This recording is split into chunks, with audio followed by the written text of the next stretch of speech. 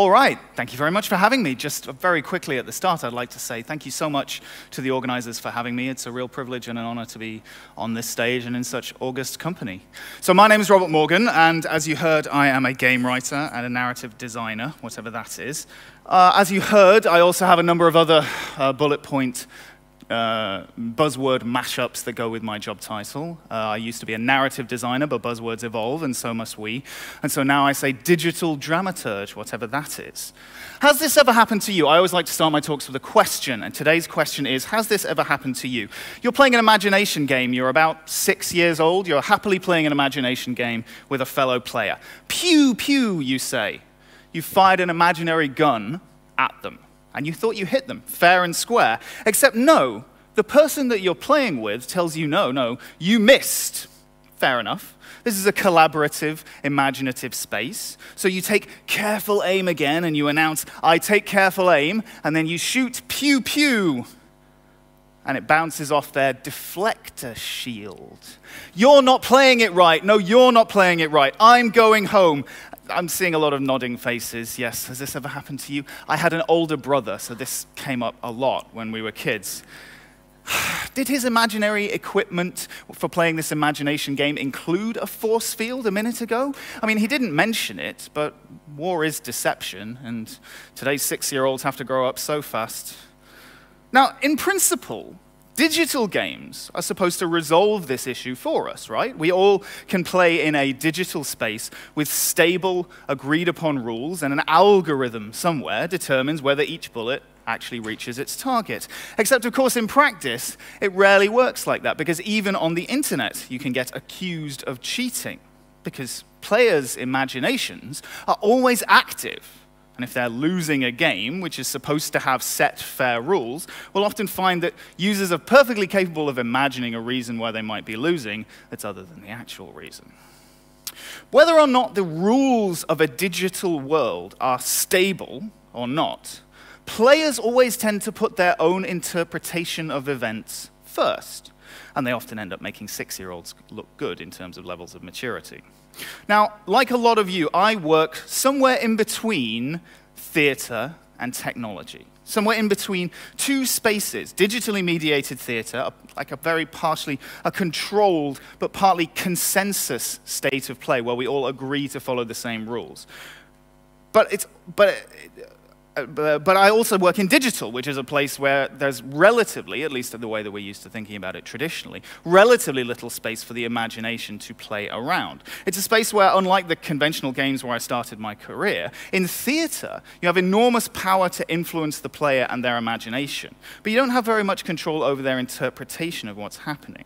A lot of the work that I do involves trying to retain the strengths of theater, high levels of engagement, lots of imaginative input from the user, and the strengths of technology, accurate, personalized feedback that can be individuated for the player.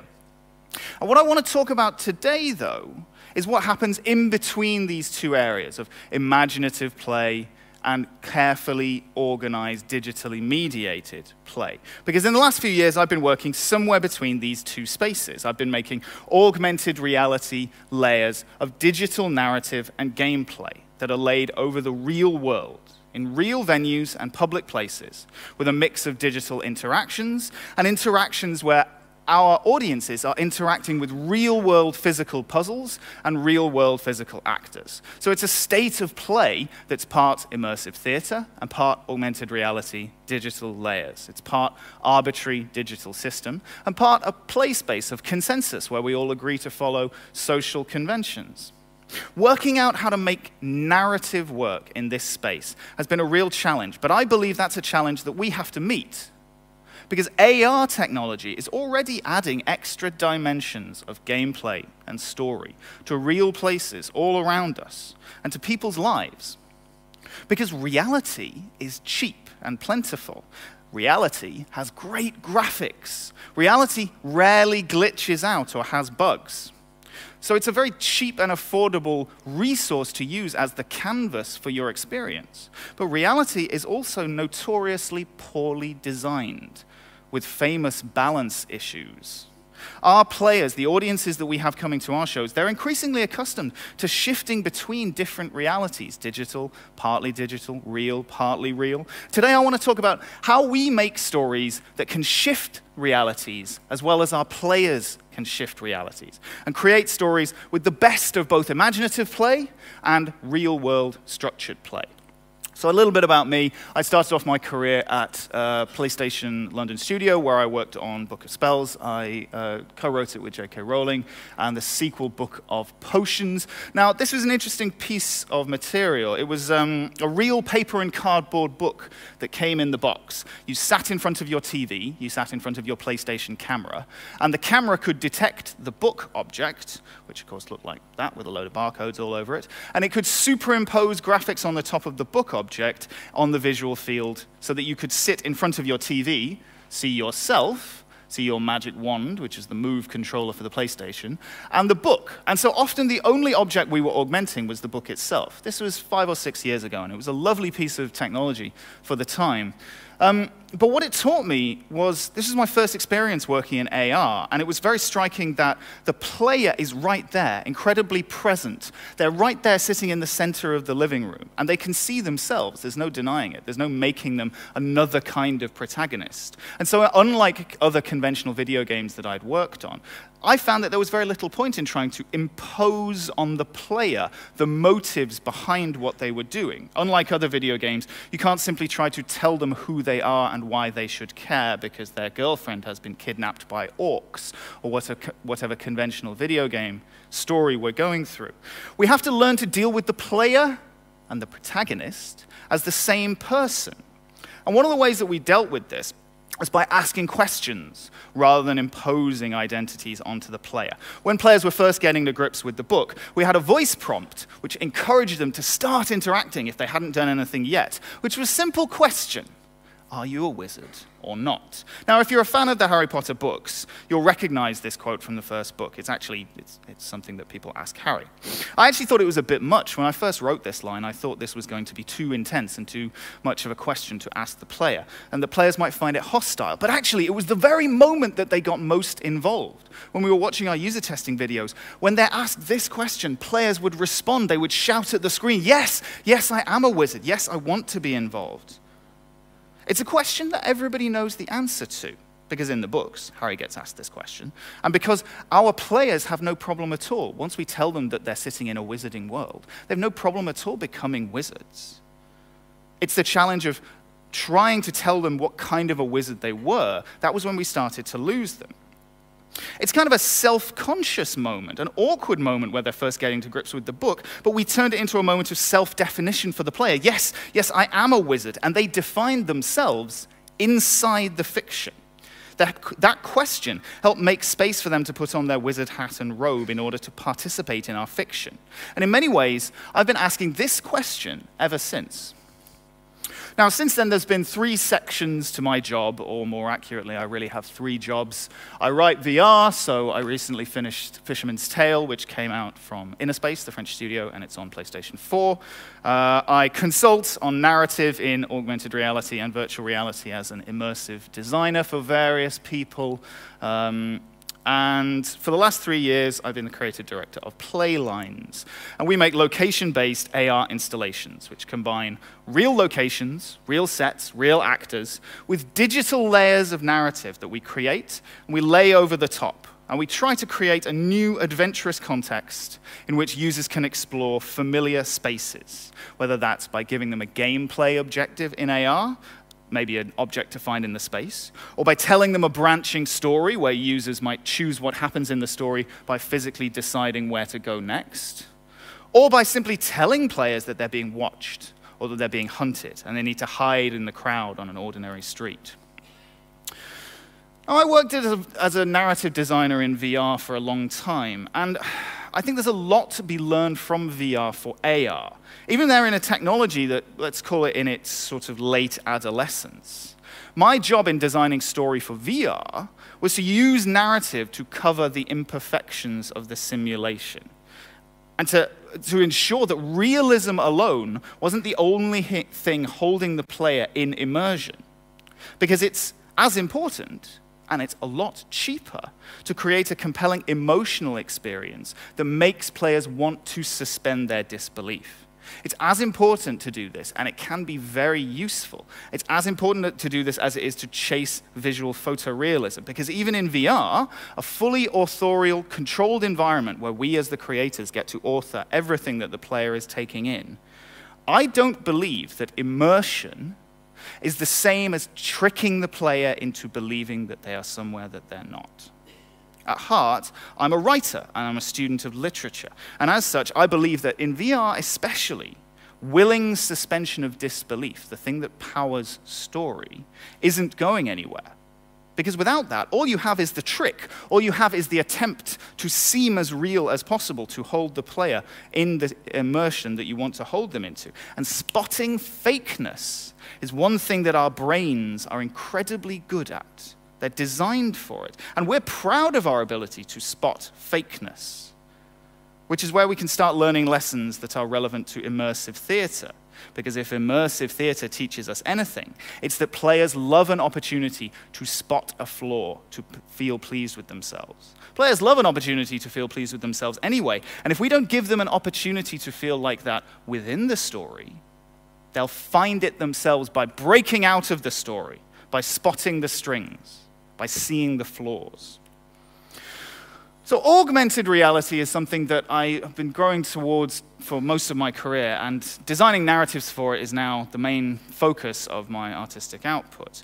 Whether you call it augmented reality, or Internet of Places, or hyperlocal content, or reality browsers, which is the latest buzzword I'm trying to push, pretty soon, the devices that we all carry in our pocket will be able to take us not just from our driveway down the road to our destination, but also to take us to a specific shelf in the supermarket, to a specific object in the supermarket. And that's to say nothing of the ability which AR promises us to tag content to the real world. The appeal of this is obvious. The time is coming where we're going to have to deal with the fact that we're increasingly able to customize our own level of reality. Now that offers storytellers like us incredibly exciting new tools. But it also means we're operating in an environment with a lot of complexity. The real world, or specifically, the player's version of the real world. Now, most important slide in the talk. What does all this actually mean? How do you design AR narrative that takes place not inside a headset, not inside a closed space, but out in the real world, but a narrative which the player wants to remain within, even as they navigate normal spaces, even as they deal with the distractions of everyday life? Well, first off, I want to show you a video which is a video of a show called Consequences, which is a hip-hop rap opera in spatial, designed with location-based functionality, which we performed at Future of Storytelling Festival in New York. Now, let's see if this is going to behave. Hey. Hey, what's going on? It's good to see you. How you been?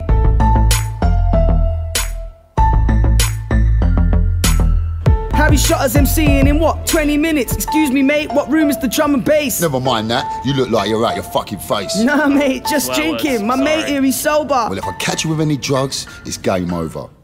Now let me tell you about yourself, you absolute waste man. Hold on, how you gonna lie to my mate? You're the same old Lucas from the estate. Hold on. Yeah, sorry, lad, sorry. Yo, Ellie, come back. Wait, just let me talk to her, As for you, player, I see you've made your decision. Goodbye. Hey, man, what's happening? You don't look right. Talk to me, man. You still shook from the fight? Are you playing a joke? You wanna talk of this spliff? That boy don't look right. Hey, come look at this.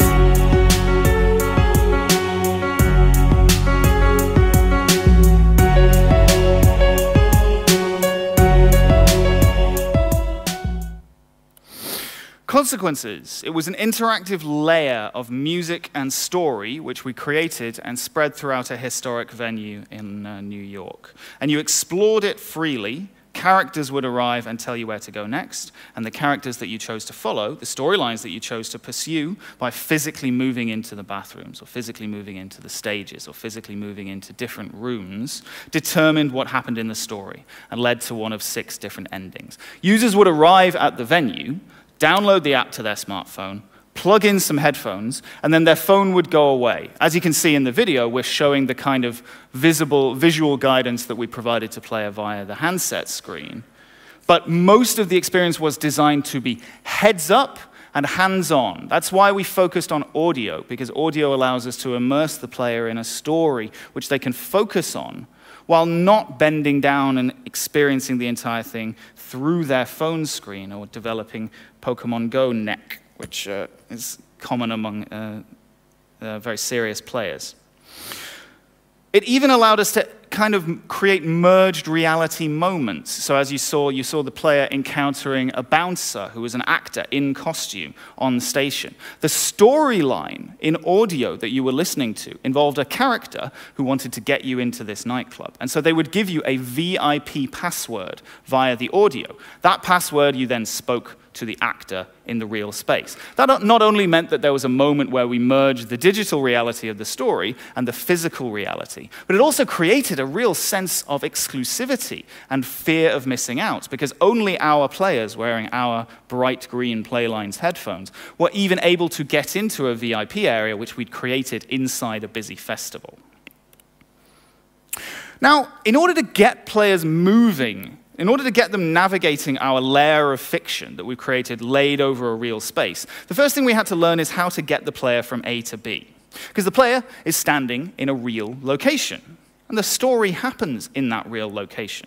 But in order to tell the player where to go next, we always need to cross this fiction, non-fiction barrier. We need to talk to them within the fiction about what they should be doing in the real world. And that creates storytelling challenges, because the thing about AR is there's no glass tunnel. In video games, a lot of the job of the writer and the level designers, for example, is to create a sense of a wide open space, as much possibility as possible, while designing it in such a way that you only experience the bits that they have actually built. The glass tunnel is an idea where you're only actually able to navigate a very specific, carefully engineered area of level, but it appears that there's much more level around you. You just don't really experience it because you're not guided to go there. But in AR, we can't limit the player's play space at all. We can only fill our selected space with play. Or more practically, direct the player's attention to where we do have content and try to prevent them from being interested in venturing into areas where we don't have content. And we do this not by drawing boundaries, per se, because that violates the rules of reality. In video games, especially older video games, you'll encounter glass walls quite a lot, where you just bump into the limits of the level and you're not allowed to progress, but there isn't a physical barrier having you there. In VR and AR, you can't do this because they're a major barrier to immersion. The player knows how reality actually works because they live there, and they know that there are no glass walls in reality. So it arouses more curiosity. It causes them to doubt the veracity of your simulation, to limit their ability to move around. And yet we still need to limit where players go because we can't create enough story to fill the real world. So we find other ways to create these boundaries and to give players the sense of the dimensions of our augmented space. In one of our first shows, at Historic Tobacco Dock in London, we had a story which was an augmented reality experience of dating a person from the future. They were taking you around this venue, talking you through how they saw it, the same location, 20 years in the future. We had been asked by the organizers of the festival not to allow players to go downstairs into the basement of the level. And so we simply told them that 20 years in the future, at this same venue, the basement was entirely flooded due to climate change. And so this was a part of the story which was world building. It built up our fictional world for the player, but it also allowed them to be completely disinterested in going downstairs because there wasn't going to be anything for them to find down there. But going downstairs, basement, that's a pretty self-explanatory direction. How do you move players from A to B when we're superimposing a fictional identity onto rooms? especially if we have to give the player complex directions about where to go. Now, again, we could put a map on the device screen, and we do this in order to help guide players around. But what I really want to avoid is the Pokemon Go problem where you end up playing the experience like this because you essentially are inputting commands into a digital format, and it's all too easy to forget that you're actually interacting with the real world. And so I wanted to keep players heads up, not relying on the screen in order to navigate. Quite apart from the risk of walking into lampposts while players are doing this, it means we've gone to all of the trouble of setting our experience within reality, the hardest possible design environment with the most variables, and yet players are still experiencing it through their devices. So we need to do better. How can we communicate across from fiction to fact? In short, how do you create a mixed reality user interface? Well, where possible, we use the same kind of directions that would be used in the real world. If the story is contemporary, we can send players to the bar. We can pretty much rely on players to find the bar. But what happens when the fictional AR layer uses different fictional names for locations? So in Virtual Ambrose, which was a show we did at the Kingston Grand Theatre in Ontario in Canada, this was an experience where you got to listen to the ghosts of people who had lived and worked within a theatre 100 years ago. The theatre still stood, and we were creating effectively a ghost story where you explored this environment, listening to voices from its past. They were speaking to you from 100 years ago. This is a great project. It was an opportunity to go and work backstage, and I basically grew up behind and under the small wooden stage in my secondary school in the north of England. And in many ways, I never really left that cobwebby space behind. So it was a delight to work and build an experience which took audiences backstage and into the heart of a theatre. It wasn't so much that the locations were different, but that they were the same locations in the past. So the ghosts you heard were moving through the same theatre in which you stood, but speaking to us from over a century ago. We're experiencing a fictionalization of the venue's history. And if you've ever been backstage at a theatre, you know it's one of the most atmospheric and exciting, but also counterintuitive environments. They're maze-like and hard to navigate. So we were going to ask players to navigate this confusing warren and to explore story moments tagged to those locations, while various locations thematically represented different moments within the story. So we needed to tell them where to go without stepping outside the fiction. But of course, these modern spaces look unmistakably very different to their 100 years ago equivalent. And for good reason, because theatre magic is a very volatile substance, and it's highly flammable. The dream is turned into a nightmare in far too many theatre fires. So backstage in theatres, there is clear signage everywhere, clear and redundant, and unmistakably belonging to our era. Health and safety gone mad. So real-world UI elements, or signs to you and me, they're everywhere backstage at a theatre. That's useful if we want to send the player to the dressing rooms, because the dressing rooms are in the same place as they were a century ago. If you've ever worked in theatre, you'll know that the smell is about the same in the dressing rooms as a century ago as well. So players were surrounded by modern signs, listening to historic characters. Soon we wanted to start sending them to places which had a modern name and modern signs, like Rehearsal Room B, but we wanted to transform those places into something else in the player's imagination. And so our process of design had to take into account the operational reality of the space, the user's experience in reality. We couldn't overwrite this, and we ignored it at our peril. We had to find a way to use it, to allow them to use all of the navigational aids that exist in the space there waiting for them, while still keeping them within the bubble of fiction that we had created. Now, in Ambrose, one of the areas that we wanted to get the player to go to was the Underworld. It was the conclusion of one of the storylines. And what better place to situate the Underworld than beneath the stage? Which meant suddenly we had an opportunity, if you know anything about theatre, to give the player a direction which would make sense of the modern signage that they could see, and yet we could still direct them to a place which was going to create a completely different, new, fictional impression, and which was going to represent a completely otherworldly fictional environment. When the player was due to enter the Underworld, we told them to follow signs to the pit. So we might have to communicate across this fiction, non-fiction barrier and work out new ways to do it. But players cross that barrier all the time. The player can smoothly move from fiction to non-fiction and back and forth. They can be playing your story 1 minute and answering their phone the next, based on their interpretation of events. And that's what I mean when I say we need to understand the player and the protagonist are mostly the same person. The player is the site of interface between fiction and real because they get to decide. They get to decide where that divide is, and players have to bridge that gap themselves. They're the nexus of what's real and what isn't real. And so once they're on board the narrative, that's when we can start talking to them about what we want them to treat as real, even though it's just part of our story. But some players need more help than others. So I want to talk a little bit about self-consciousness in immersive design.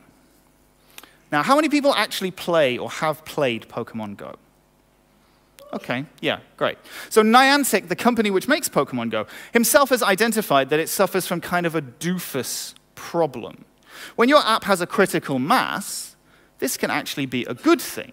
Seeing a load of other people in a park playing Pokemon Go, being visibly dorky, being surrounded by your fellow dorks, it's a great feeling, and it helps us bring us all out of our nerdy shells. But our players, because we speak to them directly in audio, and because they are often navigating branching storylines, which means that they're experiencing a unique version of the story, or a unique version of the story to them. They have a game state which reflects their own personal choices, and so we have to talk to them individually. We have to get across this Doofus barrier all over again. We're likely to install our fictional layers in busy festivals and public spaces, so it could be quite a vexed social environment, a difficult environment, potentially embarrassing environment, to ask players to be fictional within and to use their imagination. But if we leave those players to get over the Doofus barrier without any help, then we're kind of limiting the number of players and the type of players who will get the most out of the experience to those who aren't easily embarrassed. In many cases in immersive theater, the player with the least shame is the one who gets the most out of the experience. And there's a danger that 90% of your design ends up being targeted at those low-number, high-value users.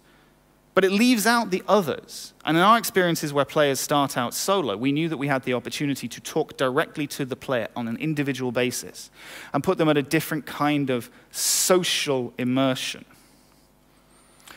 Now, in conventional play, we think of the moment of self-consciousness as the end of the fiction. That's the moment when, boof, the immersion is gone. The moment you become self-conscious. The kid who does this, who keeps destabilizing the imaginative environment of play, saying you don't really have a gun, you don't really have a force shield, somehow that's worse than the kid who constantly always has one more deflector shield. But achieving immersion in AR is not the same thing as chasing down and eliminating self-consciousness. It's quite a big quote. This is from an academic piece about and analyzing audiences' reactions to technology in immersive theater. There's an element of immersive theater performances that could be described as choose your own adventure, because you're able to freely choose. But there's a danger that this can lead to unclear rules of engagement. How much are we expected to push the boundaries that we've been given? And particularly when you're asking players to do something a little bit transgressive, or which appears to disrupt the order of a scene in which they find themselves. That's how narrative actually happens. That's what plot is constructed from. But how do we direct players to break social rules when they're not sure what those rules are?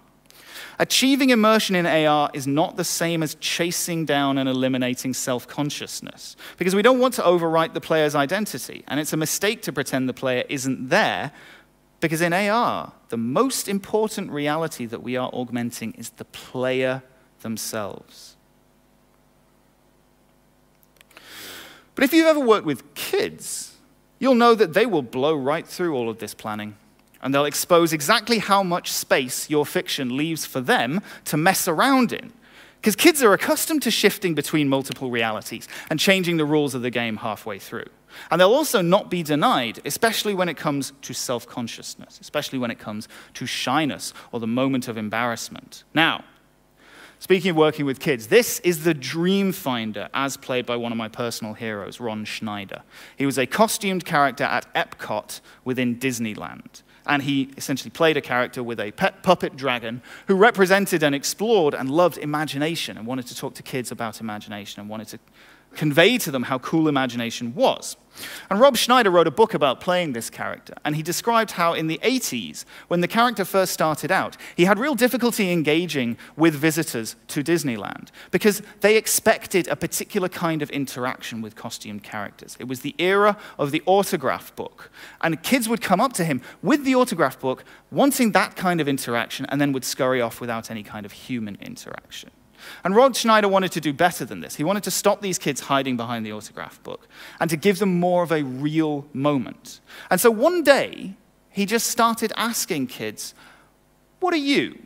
Why are you smaller than these other people? What's a child? Explain to me what a child is. What's different between a child and an adult?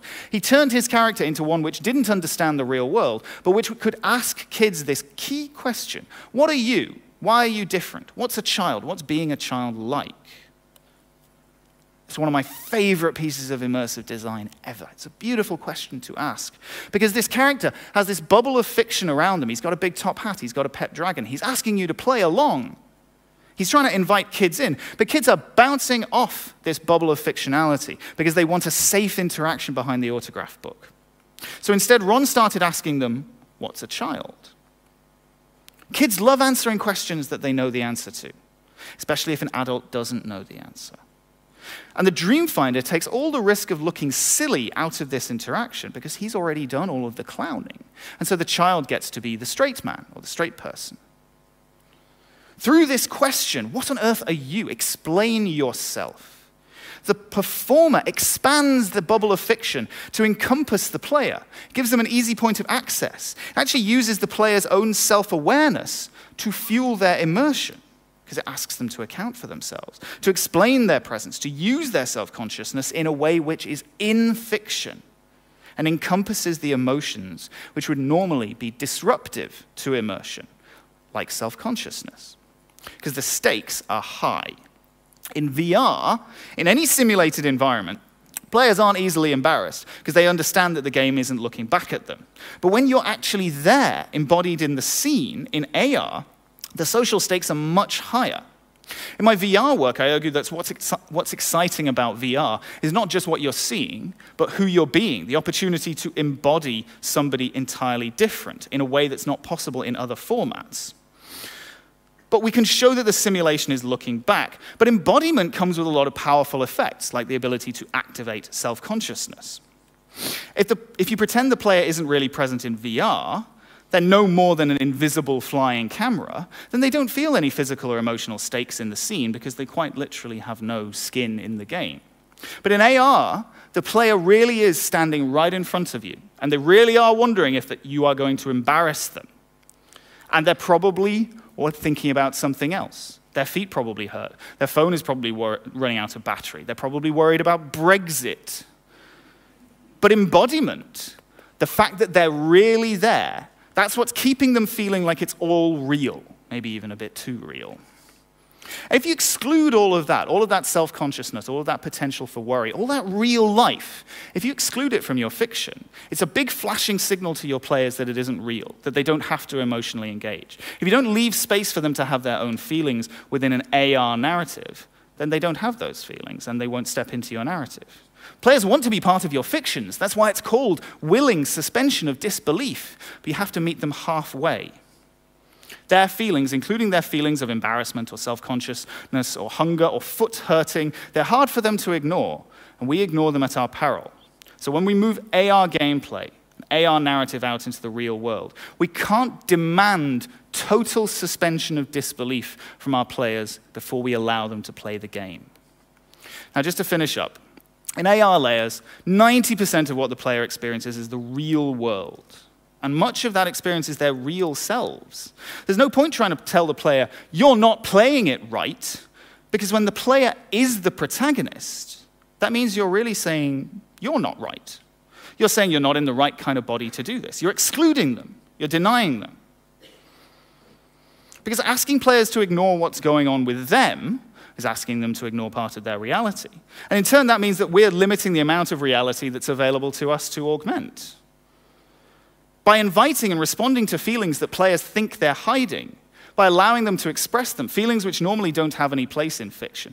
But the same feelings, uncertainty, self-doubt, those are the feelings which give a ring of authenticity to really good fictional characters. And it allows your player to become an authentic character within the fiction, instead of a narrow cardboard cutout of what a player looks like. And before they know it, they're in fiction, performing, and they don't even remember when they put on their wizard hat and robe. In stories, we can all be our own protagonist. But in real life, that's not true. And in fact, some people get to be more protagonists than others. Reality, and the stories we tell about reality, they rearrange themselves around some people more than others. If you're out Pokemon hunting, and you see a Pokemon on the other side of a chain link fence, and you can't access it physically because the fence is in the way, that is not a bug. That's Pokemon Go operating as designed. You can't physically get there because that's a physical quality of the real world. But fences affect some people more than others. If you can't get to a Pokemon because it's not accessible to you because of your physical abilities, that's also still the game working as designed, but that feels like a bug that has been imported from reality, a core unfairness of reality that's being replicated in the augmented layer.